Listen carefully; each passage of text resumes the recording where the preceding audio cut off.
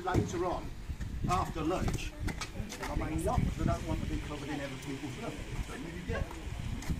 Coming down first, so stay on that side of the steps because they are the biggest size of steps on that side. You go down there, just stand around the corner. Join the artillery, putting on the blue uniforms, nicely done, you're all nice in blue uniforms. Your cadet gunners, your wage is just doubled. It's not a great wage, but while you're alive, it is doubled. Enter this area, gunners, come in, stay on this side, one at a time.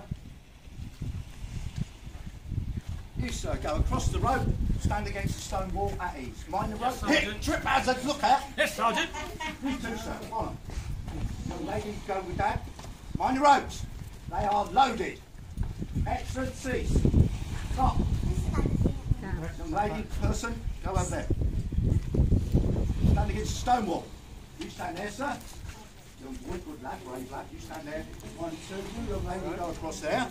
You stand by the other lady on that side and a small person. Is there a small person with you? Mind the road, little man. Pull him. Bravest to that. Give them a big round of applause. And we get the applause in first. Because in my day, these cannons could blow up without warning and kill us all. I didn't tell you that before you volunteered. Royal Navy, British Army artillery, even the musket men practice more often than not with live ammunition. Because with live ammunition you get the feeling and the effect and the dynamic of a gun firing. When the cannonball goes that way, the cannon can shoot back 3 metres, 10 feet and more. That's why you're all in the safe zone. Only me who's going to be near the cannon and 1 or 2 others under my instruction. This is a 6-pounder cannon denoted by weight of shot. 6 pounds, approximately 2.38 kilograms, nearly said kilometres. Very confusing, the metric system. There's no metric system in 1781. I don't like it anyway because it is French. Any friends here from France? Bienvenue. Anyone here from France? You are welcome, you are Republican French. In my days, King Louis, Royal France, they're trying to attack all the while. We're on the front line, we're 18 kilometres, 20, I told you it's come to 18 miles, 23 kilometres from France, Normandy, right up towards Cherbourg Peninsula. We're surrounded on 2 long sides by France. 40 miles to the south, 60 kilometres, Brittany, right across our southern horizon. This island's always been on red alert. The invasion could come at any time. There were tit-for-tat raids in the medieval times. We were attacked in 1781, but the attack was repulsed in Royal Square. Royal Square was a battleground, January 6, 1781. If you want to know more, look up the Battle of Jersey. Royalist France tried an invasion and they failed. Nearly being successful. Well, a few victories for Britain in the late 18th century. So we've got a cannon. First question, is it loaded? No. No. Are you sure? Yeah. No. Because you haven't checked the cannon. It could have been loaded by a friendly gunner. Come home last night when the tide cleared late and he thinks, oh, well, I should just load the cannon for my mate tomorrow. He could have done it, who knows? Could be those nasty French fishermen. Brexit. Fishing rights around Jersey, they forgot about that. Jersey established the rule, you've got to have a licence. And the French said, we don't want to have a licence, we want to fish, we've always fished here. There was a confrontation, the French blockaded the harbour with their fishing boats. And when they come back, they've negotiated a peace treaty, friendly really, but you know, they were angry. It was Brexit. What's Brexit about? Nobody knows, it's a mystery. We got it though. Did a French fisherman sneak in here last night, fill this cannon with fish and block it with wooden wedges? This cannon could be unsafe. So will we just grab the gunpowder, push it down and see what happens? We will not, because we are good gunners. We understand health and safety. More importantly, we've got common sense. If you do not check your cannon before you load it could be already loaded, you're in great danger. So what we need is brave volunteers. Your name, sir? Jackie? Jack. Gunner Jack, come forward, sir. I'm giving you a man's name because there were 6 recorded cases of women joining the British Army and pretending to be men and getting into battle, fighting harsh battles, using Brown-Bess muskets, and they were found out to be female when they were wounded. They should be thrown out of the army. No females in the British Army. But there are 6 recorded cases. How many went unrecorded? A woman wants a life of adventure or being near her loved one. She pretends to be a man, and it was possible because in the old days you wouldn't have moustaches or beards, so ladies pretend to shave, ladies have long hair, and so did the men mostly. They had to tie it up in a ponytail at one time. That's going out in my day. But you could be disguised as a man and join the army, and if you weren't moving, you'd never know. So you could be a man disguised, a lady disguised as a man to be a gunner. There's no recorded cases in the artillery because the attrition rate with gunners is very high. You're never going to make it to 35 years of age. I was an exception. There are not many exceptions. Using gunpowder is dangerous. Warfare with cannons is dangerous.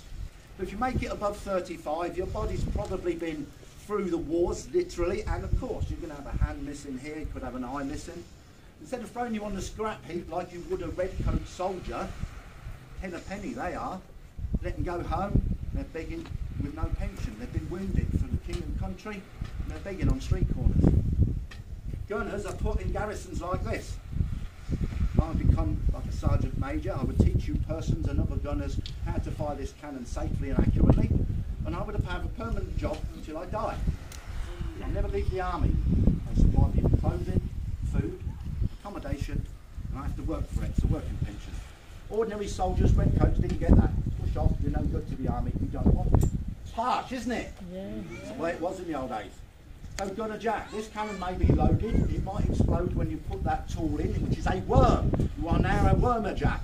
The worm is a double corkscrew upon a wooden pole. The bigger the cannon, the fatter the corkscrew and longer the pole. This suits this cannon, which has a range of about 1,000 yards, approximately. That's from the front of the castle, just beyond the end of the causeway. So these guns would be in the castle, pointing across the beaches and across the causeway. The biggest guns, the 4-tonner, point out to open sea at the top of the castle, shooting down on the enemy. You're smashing straight through the decks, through the hull. You sink them, and because you're high up, you get double the range. But that is the skill of the gunner. This is what we've got to learn. You would all learn to use this tool. Pay attention, I may ask questions. Written exam later on. Gunner Jack, we've got to make the rope safe. This is a permanent trip hazard. This rope system, these ropes laying around are loaded 24 hours a day. We can make them safer like so. You can go in front of the cannon, it may be loaded, I'm moving back here. Obvious reasons. Gunner Jack makes the worm in the muzzle. The muzzle's the open end of the barrel, push it halfway down. Keep hold of the pole, a little further. I said you hold that in. You see the black mark on the end of the pole? That indicates the muzzle. That is the length of the barrel internally. If that black mark sticks out, there's something in the cannon barrel. We must sort it out before we ever think about using gunpowder. This is part of the safety routine. Push it all the way in, Jack. All the way in. We are safe. Well done, you're still here as well. Grab the worm, pushing it forward, keep your hand away from it, twist it 6 times clockwise. Are you left-handed? It only went the other way, it's alright. Do you know in the old days no one was allowed to be left-handed? Because 9 out of 10 people are right-handed. In the old days, if you were left-handed, you were considered to be weird, touched by Satan. In the modern age, you are normal. In the old days, they are religious but superstitious. Left-handed people could be both. So your left-handed people get smart, they become ambidextrous. As soon as they use your right hand, they are normal again. Funny world in the old days. Did you turn 6 times, sir?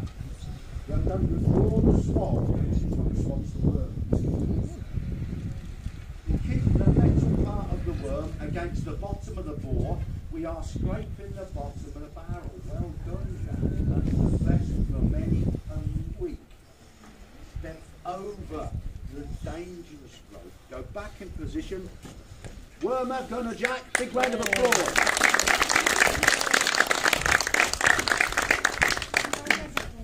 This debris is the residue of the charge which fired yesterday. Shouldn't really be in there because we are not using paper charges anymore. The charges we are using are polyester compound. Allegedly it burns away to nothing. As you see, there are residues. The trouble being, if we fired this cannon in anger and wish to reload, those residues will be in the cannon and burning. But we've wormed them out and the cannon is safe. Yes, gunners? Yes, Sergeant. Yes, you shook your head. Why do you shake your head? Do you think it's not safe? You don't think it's safe? Well done, you've survived, the rest are dead.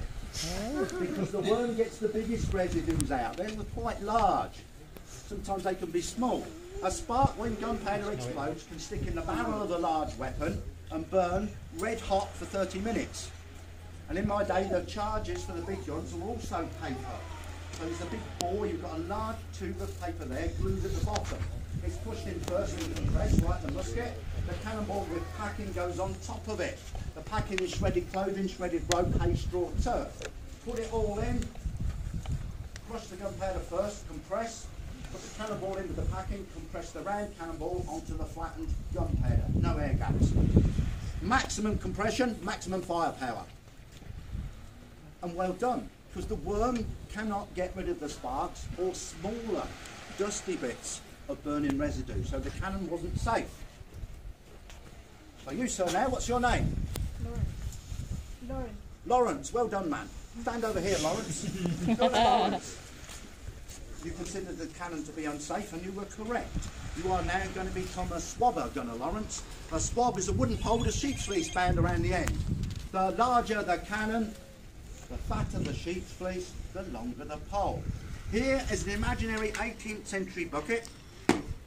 It's full of water. Place the swab into the bucket, Gunner Lawrence. Can't use that, it's 19th century bucket. It does not exist in our day, 1781. You've got a really wet swab, but it needs to be damp. Touch it 3 times, hard on the floor. Oh, you put it in the bucket. Take it out of the bucket. Put it here. See, it's invisible. It's not easy, is it? Now tap it. One, bang. Excellent. The excess water has gone. It's a damp swab. Let's take it over the dangerous rope. Watch your footing, watch my leg. Place the swab into the muzzle, open the end of the barrel, push it all the way down part. Nice and steady, keeping hold of the shiny end, keeping your hand away from there.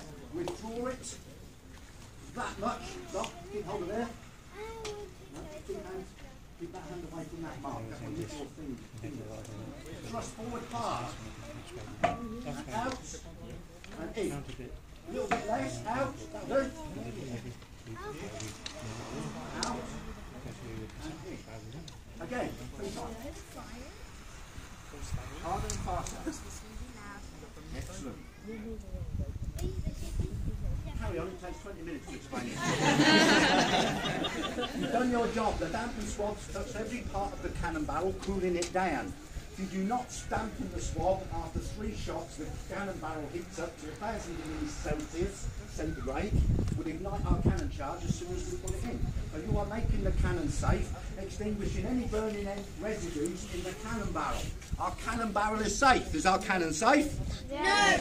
Well done. No. Why do you say no, sir? It doesn't look right. It doesn't look right. Brilliant. You've just survived. Because on our top is the hole in the barrel, the vent. Remember, there's a groove on the side of the musket against the hole in the barrel, so the powder can burn to ignite the gunpowder. With a larger weapon with a thicker bore and barrel, the hole is on top, and you fill that space up about this deep, about 8mm across, 1/3 of an inch. You fill it with gunpowder. You set fire to the gunpowder here, the gunpowder in the barrel explodes. So if the sparks and residues can stick in the barrel, could they stick in the vent? Yes. And they will. What we need is a ventsman. You boy, what's your name? Well, you can do it as well. You stay there, sir. You said no, I don't think it is. You come forward, sir. What's your name? Sophie. Sophie.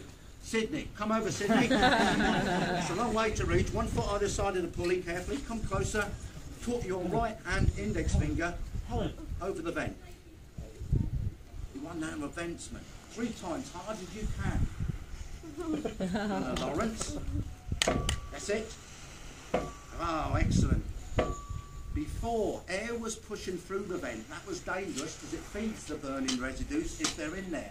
But with a sealed vent, the ventsman blocking the vent, this action, instead of pumping air through, draws air out like a suction pump. It creates a vacuum. In a vacuum there is no oxygen, so this cannon is now totally safe. Is it safe, Gunner? Yes, Sergeant? Yes, Sergeant. Well done, that man. Take your finger off. Well done. Stay there. Under orders. Take your finger off. Stand there, sir. Is our cannon safe? Yes, Sergeant. You haven't learned. Her fingers off the vent. We have 50 15 guns in this battery, practicing with live ammunition at least 6 times a day. They are spewing out sparks and burning residues. If the vent is uncovered, it could drift on the breeze. Luckily, the breeze is blowing, looks like it's blowing eastward. But there is a chance that a residue could come back in here, sit in there till we load up the cannon, compress the gunpowder, put the cannonball in, and it explodes.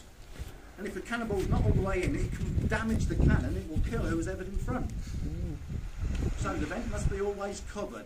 You would normally, as a ventsman, cover it with your hand. You'd have a very thick, soft, dampened woolen rag here, specially sewn. We've got a piece of lead, it's called an apron, a piece of leather or lead. Minding the ropes, gunner, go over the ropes, go back in position. Ventsman, give me a big round of applause. Well done, very good thinking. You've got a Lawrence, did I tell you to move, sir? I know you're keen, I like keen, but you must work under orders. Pass the swab to me, sir. Good, Lawrence. You've been the swabber. Step over the rope, back in position safely. You've done a Lawrence. A big round of applause.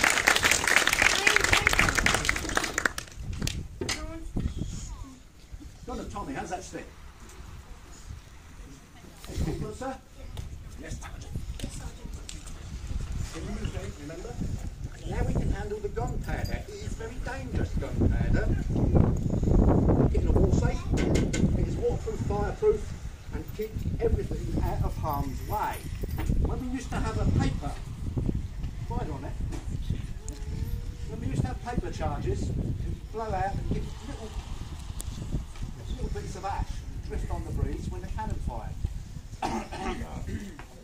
Health and safety said you can't do that, it could set fire to somebody. Potentially it's very dangerous. You will not use a paper charge anymore. We said it's traditional, it's the way it's been done for 100 years. They said, well, health and safety, you will do as you're told.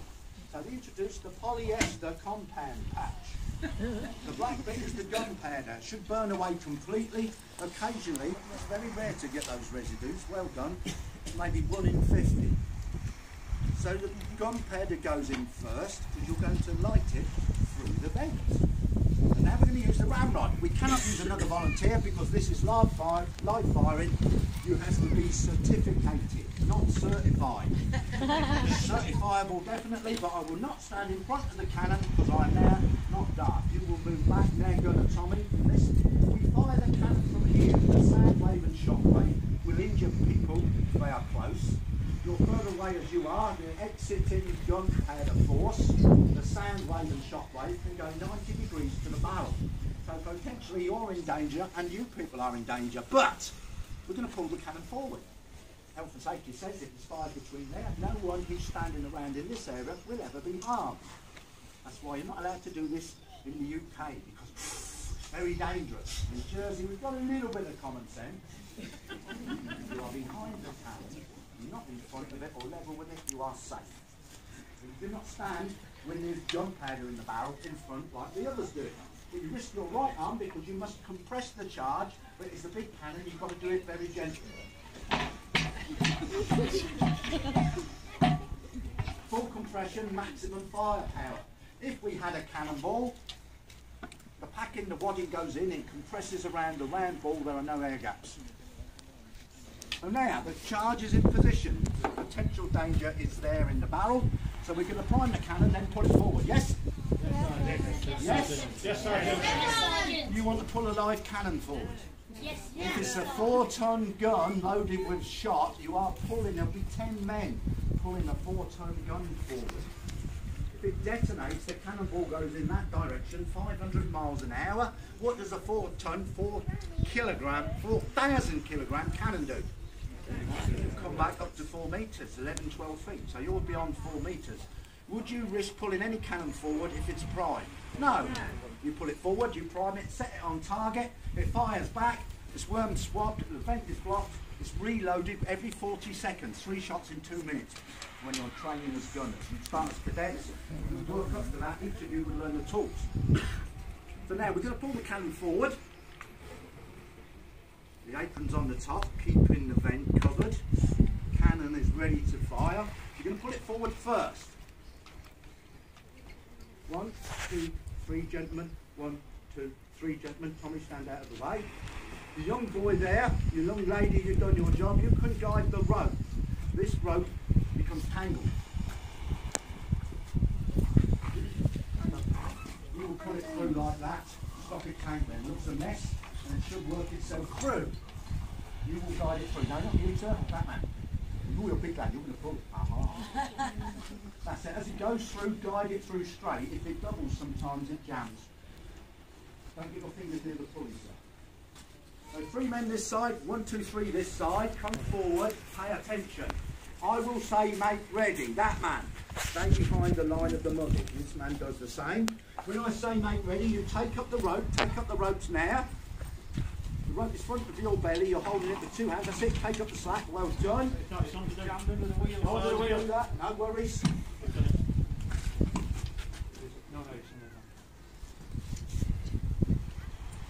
Move this way, sir. As long as you're behind here, you are safe. Just a bit more. Don't shorten this back. When I say 2-6 pull, you will not grab the rope 2-handed and use your body weight and legs to pull the cannon. It is a triple rope and it extends. It will extend quicker than you can ever imagine. You'd have to run and trip over one another to pull the rope and get the cannon to move efficiently. You'd end up bashing into the wall, hurting people, falling over on top of one another. Worst thing you can do is go head first on the floor, isn't it? Do we want these people to go head first on the floor? No, Sergeant, because they're a hard-headed lot. They have volunteered for the artillery. If their hard heads hits the floor, they might damage the slabs. To avoid injury, pay attention. Whatever side you are standing, stay in line with the rope, but spread your legs wider. Your feet must not move. Is that clear? You will stand in line with the rope, sir. Excellent. That's it. A little bit. Just go a little bit that way, sir. That's it. You stand on here. As that gets longer, you get more to grip. This side, right hand grips under the rope, left arm comes forward to touch my knuckles. Clench your fist. You can't reach, stay there. You do the same. Stay there, sir. Under orders. Excellent. You're on the other side. Stay there a moment. Your left arm is under and your right arm goes forward. Your arm forward. There's a reason for that, because if you try and grab 2-handed, you'll automatically swing your body. But with one hand there, when I say 2-6 pull, you pull the rope towards your body and past you. Your arm touches your body, your extended arm opens there, and it swings forward to grip the rope, and the first hand drops off. Alternate, one-handed pulling of the gun, your feet must not move. Is that clear? Yes, Sergeant. Are you sure? Yes, Sergeant. Gunners, make ready. 2-6 pull. Get this cannon forward now. Do not move your feet. Pull, pull, pull. Excellent. First class. All the way forward. Gunners, cease. Throw down the ropes. Throw them away from you. Step over the lethal but dangerous grooves. Watch your footing. Mind your loops. Back in position. Give a big round of applause. Let's go that in, young man. All good. Show your fingers. Oh yes, loads of fingers. That's good. Accidents will happen. Now we're going to use a powder horn. Traditional powder horn used for hundreds of years. Up to 2 years ago we used it, now it's empty. Fireproof, waterproof, it acts like a funnel. Fill that hole up with gunpowder after piercing the charge inside with a pin. You light the gunpowder for the outside, the cannon fires. But it makes a show a bit like a Roman candle, a firework. Sparks fly high up into the air. Health and safety say, oh, you can't do that. Sparks might burn somebody, could blow on the wind. And you can't carry that. You've got more gunpowder in there than you have in the cannon. You're carrying a bomb. We used it up to 2 years ago. It's never been a problem. This is a genuine antique from Elizabeth Castle. Powder horn, probably 200 years old. We can't use it now. We're health and safety, we do what you're told. So we had to devise a plan. To comply with health and safety, we introduced the quill. What is a quill? Pen. It's what? Pen. It's a pen. If you want to use it as a pen, if you cut the fronds off, you've got a tube, and you can use it in a cannon. You put burning material in the bottom, a bit of cotton or paper, you fill it up with gunpowder. And unlike the Roman candle effect, it detonates the cannon immediately. You get a good photograph because you get the smoke off the burning gunpowder, you get the sparks with your priming powder. But with a quill, it just goes off straight away. It's there in 100th of a second. You don't always get the photograph. So instead of pulling feathers out of seagulls and other poor birdies, we're using a modern quilt, which is a paper. It is a paper straw. In it is twisted masking tape, very modern. You get a tray in a safe place, put gunpowder on it, put your masking tape down. The gunpowder sticks to the masking tape. If you see the black bit here, the back bit is white, the front bit is black. That's your gunpowder. That is the effective quilt. That's got to go into the vent, but you don't uncover it. You keep it covered and you push the pin in, brass, copper or bronze pin. Why brass, copper or bronze?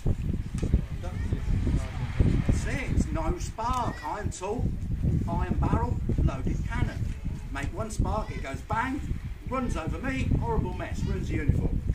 I wouldn't be happy either. So we place the quill in after piercing the charge, as we would do with a powder, but that goes there and it's covered immediately.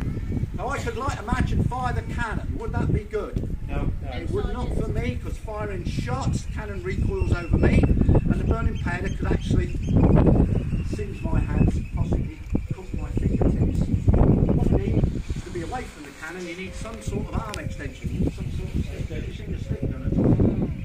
Well done, sir. It's been guarded an artillery tool. It's got brass and copper fittings, so if it's dropped in this area, no accidental sparks. We've got to light the slow match. The slow match is a rope coated in soaked in chemical solution, including potassium nitrate, for several days. You dry the rope out in the sun. We've got one in process now. We're getting short on the slow match. It's drying out today. We've got to light it. But what did they do in the old days? Surprise attack at night. They had lanterns lit near the cannons, remotely obviously, but they're in glass cases. Of course, they kept light for 24 hours. The enemy appear late at night, suddenly in the early morning, light the slow match, you've got one burning slow match to fire every cannon.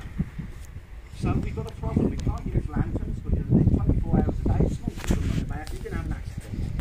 So, to avoid that, we had to study. We had to study and contact the Royal Army's Tower of London. They said, have you got the necessary equipment to light a slow match in the gunpowder area safely?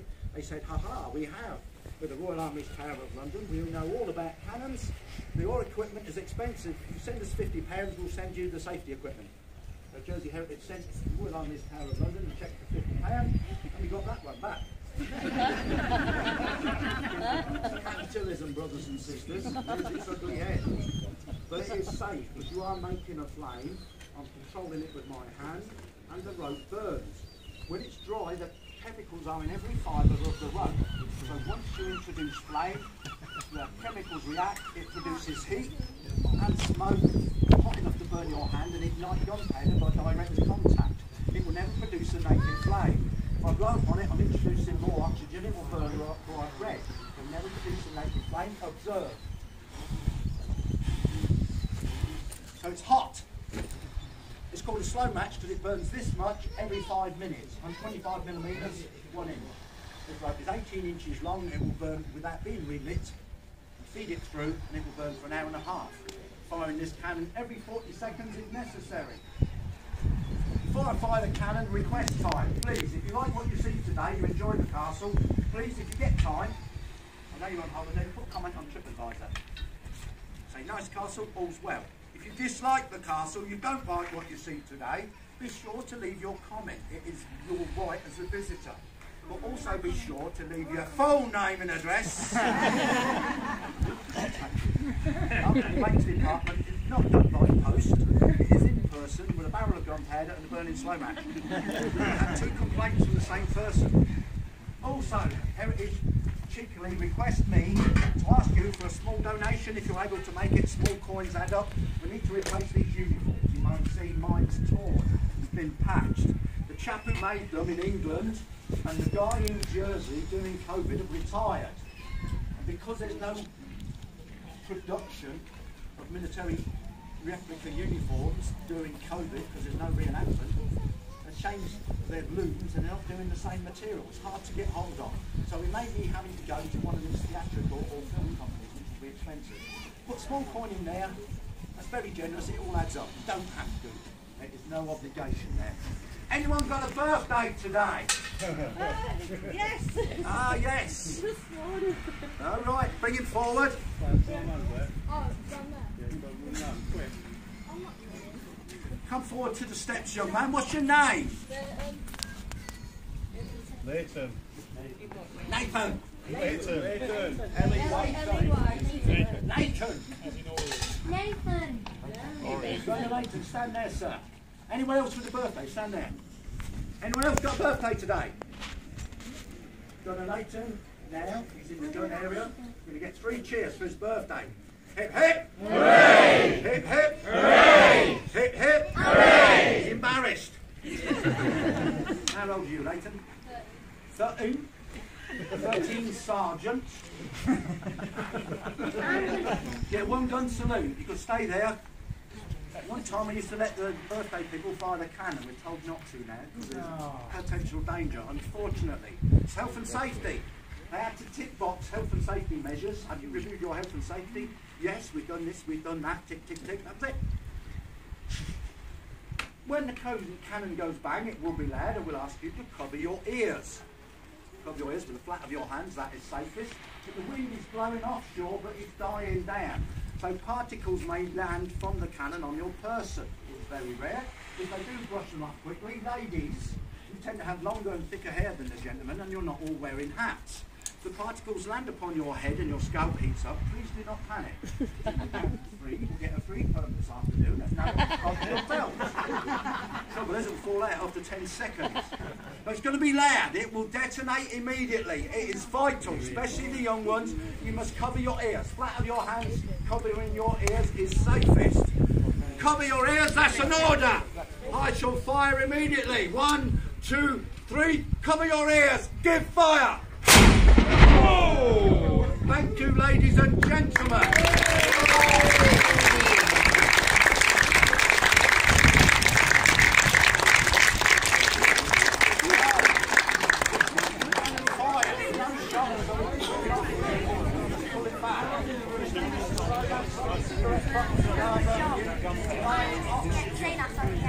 Sure it's not burning you are both just in case it burns your hands, it's still alive, it's dangerous. In the chest. Well done, Nathan. Gentlemen, you pull the gun forward, come into the middle now. You pull the rope out as it doubles up and sometimes jumps. This rope only as I hold it above the rest. This rope, face the cannon. Grab 2 hands. Now you can move your feet because it's a 1,000 kilogram gun. Put it back now, sir. Keep going. 3 feet, 2 feet, 1 foot, and cease. Drop the ropes. Give all these brave individuals and blessings.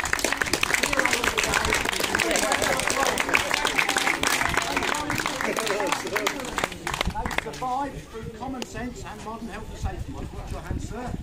If you want to stay in this area, you can have a photograph with me in the cannon.